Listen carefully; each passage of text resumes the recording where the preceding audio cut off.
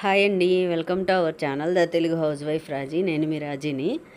ఈరోజైతే ఆవకాయ పచ్చడి పెట్టడానికి అని చెప్పి కాయలు తీసుకున్నాను. మనకి ఎప్పుడు తీసుకొచ్చి ఇచ్చే అతనే తీసుకొచ్చాడనమాట.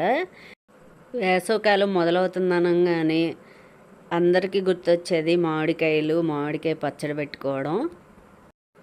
అమ్మ ఆవకాయ ఎప్పటికీ బోర్ అనిపించవు కదా.